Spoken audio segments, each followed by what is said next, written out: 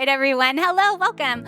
So I'm Mrs. Murphy, and the reason why I am introducing today's Tide Talk is because I teach 11th grade English, and I created a unit on mentorship this year. And when I was going to teach the unit, I was looking for TED Talks, right? This is a common thing. We find a TED Talk that I can use to kind of introduce the concept to my students. And what I was finding was that there are no good TED Talks out there about mentorship. So I thought, well, if it doesn't exist, we need to invent it, right? And so the assessment for my mentorship unit was that students had to create their own TED Talk. So I have 3 11th grade English classes, and they, as a group, nominated their favorite TED Talk from each of the classes to speak for you all as a Tide Talk. So today you're going to hear 3 different Tide Talks, all based on mentorship and these individual students' experience with mentorship. So I really hope you enjoy. First up, we have Bella Flint.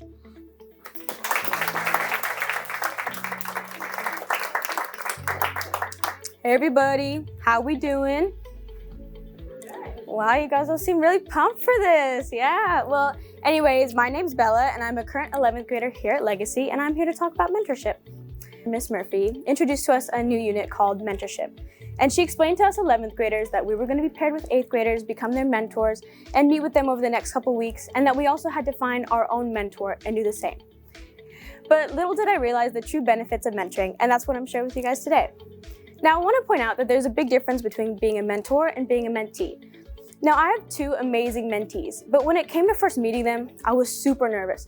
I didn't know if we were going to get along or click, and I also felt like there's an added sense of responsibility as a mentor to teach them some eye-opening, deep life lesson, and I'm just a 17-year-old girl.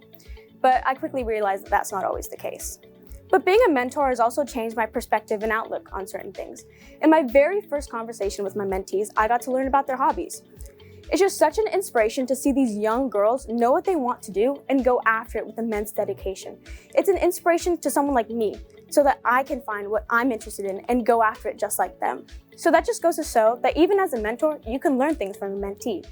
Now, unlike my mentees, I got to choose my mentor, and I made sure to choose someone who I'd already known previously but knew I could learn a lot from. It also helps if you're interested in a certain field and then finding someone who knows it very well. In my case, I chose my friend's mom. His mom is a travel advisor, and I'm really interested in traveling when I'm older. When I first reached out to my mentor, she suggested that we meet for lunch at this cute Italian cafe. But when we arrived, it was closed. So where were we going to eat lunch now? Well, we just looked across the street and we saw Wahoo's. But it's almost like the added casualness of Wahoo's added to the casualness of our conversation. And it made me realize that mentoring doesn't always have to be super formal and interview-like. It can be fun and casual, just like Wahoo's. Now I'm going to share with you all a piece of advice my mentor gave me that I think is so important in all aspects of life. So much so that I even pass it down to my own mentees. And it's the power to choose your reaction.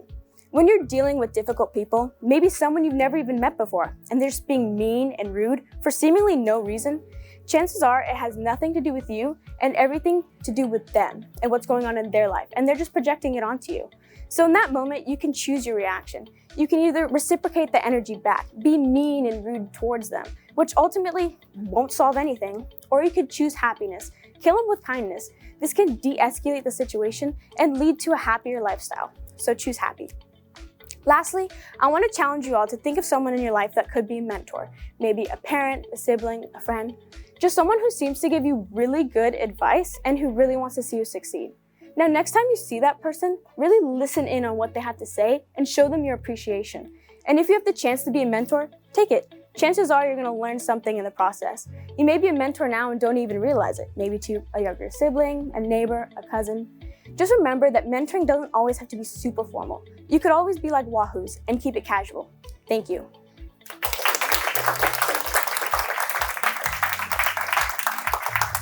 So I have this problem. I superglued my thumb and my pointer finger together. But don't worry, it's gonna be okay. Actually, now that I look at it, there's a lot I can do with this. I can call out a 3-pointer, I can count to 3, and most importantly, I can be Batman. This might look like a problem to some, but I can do a lot with this. Because it's going to be okay. Most of us have many challenges a day. But wouldn't you agree that with the resources we have, we manage to figure it out? With the daily struggles of fitting in, trying to keep our grades up, and trying to figure out what our future career will be, there's so much pressure. I've learned through having a mentor and a mentee, challenges will occur throughout our whole lives. Having a mentee, I learned that she struggled with the same things I did when I was her age. This is me and my mentee. Just kidding. This is just a photo I got off Photostock, but you get the idea. I've learned through having a mentor and a mentee, challenges will occur throughout our whole life. So a mentee is a person who is advised or trained by another person. Having a mentee, I learned that she struggled with the same things I did when I was her age, and even still do now. I told her that you don't have to be the smartest person in the room, but having a can-do attitude and asserting yourself as a can-do person and never giving up will lead you towards success. And remember, no matter how hard things get, it's going to be okay. So after telling her all this, I began to look back and realize that the struggles that she had when she was her age, I still even have those problems now. And you may ask, what is a mentor? Well, a mentor is someone who influences or gives direction to or advice to a less experienced person. My mentor for me was my dad. He has been my mentor for me my whole life, but for this time in my life, I saw things from a new perspective. I learned from my mentor that as you grow and you continue having challenges in your life, you just need to learn to work with what you got. My mentor's challenges through the years was being a single dad and raising 3 kids on his own, being an entrepreneur and building a business on his own, and helping his kids find their way in this world. So through the years of my dad's life, he's had many challenges. But my dad has also had, from an early age, he's never been afraid of work. He started a construction business when he was 19. And that led him to where he is today.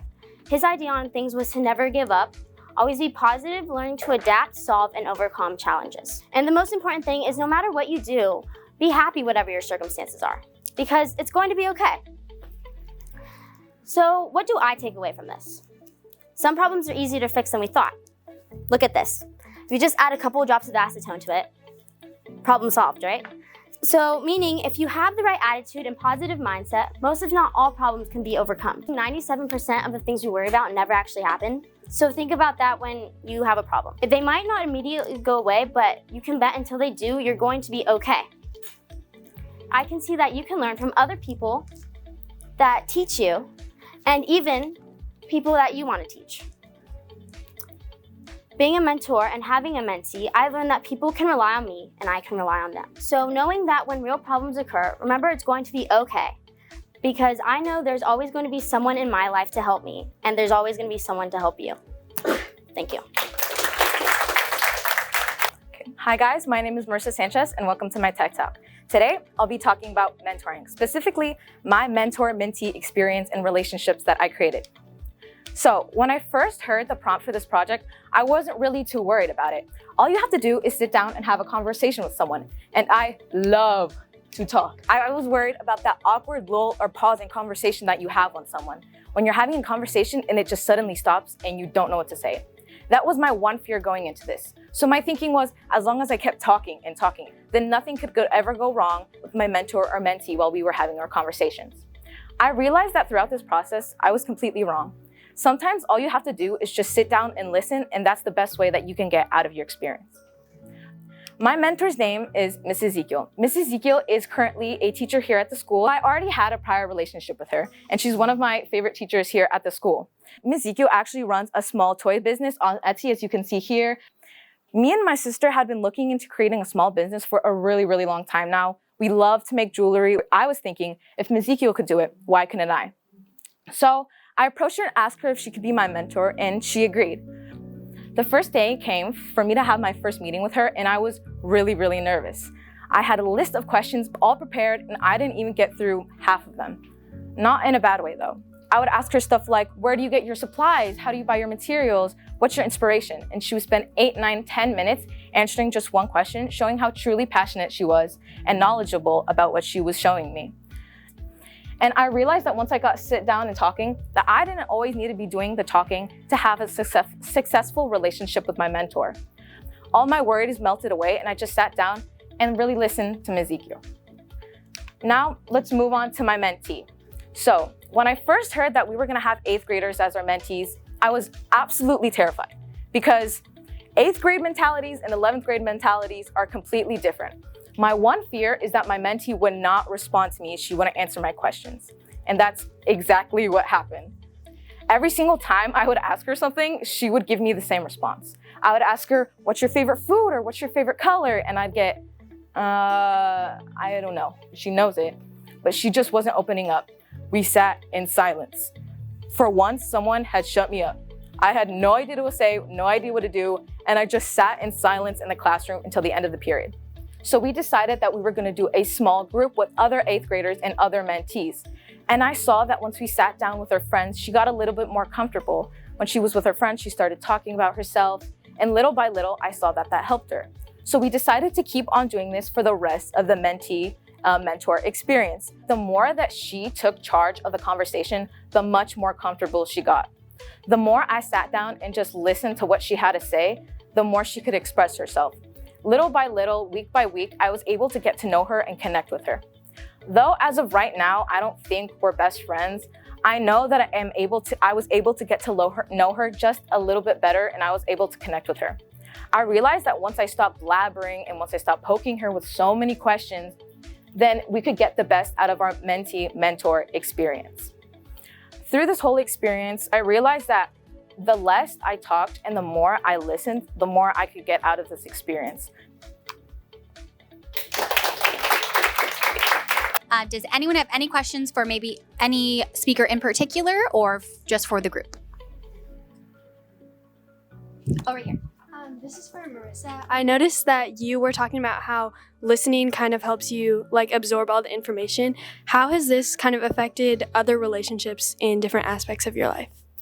Yeah, so I think after this experience, as I told you, I'm a talker. I kind of realized that sometimes the best way to get ideas across or to connect with someone new that you've never met before is just to let them express themselves.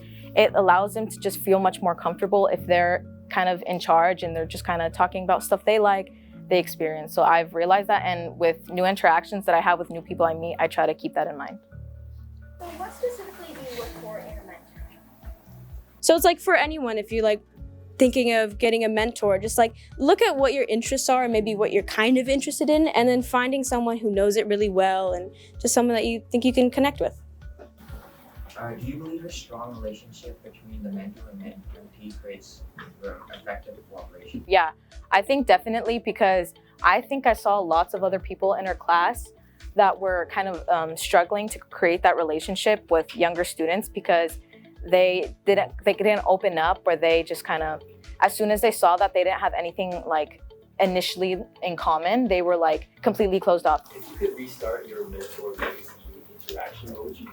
I probably would definitely like find more personal interest in them, because I feel like what we kind of did, we had like a list of questions that we asked, but like it was kind of like personal, but like not really, like kind of just let them talk and then kind of figure out, like go from there. Because I feel like I was kind of just asking questions and then she was answering, and then that's how we like got more connected. But I feel like I would just do it differently by seeing more personal interest and letting her talk more. I just wanted to add that I think the importance is also to follow up with your mentor, because this could be a 1-month experience, or this could help you for the future. It could help you guys in high school, it could help you guys in college, like you never know. Creating that long-lasting relationship could help you for a really long time. But the 9th graders at this school will be taking public speaking classes, and the 3 of you are so impressive at public speaking. So I wonder if you could speak to us on how you prepared to speak, and you didn't seem nervous. Like, how did you battle nerves, and how are you so prepared? So personally, I just want to tell you, pay attention and calm. Pay attention. It's a good class. I can attribute lots of my public speaking skills to that class. That class really strengthened my public speaking skills, so pay attention. Yeah, and I'm gonna agree with Marissa on this too. Like, I used to be that person who would just like write like a full script and like memorize every single word, and that would happen if I forgot a word, I'd like blank. But like now it's like it's just easier to do bullet points, just to get like the main focus.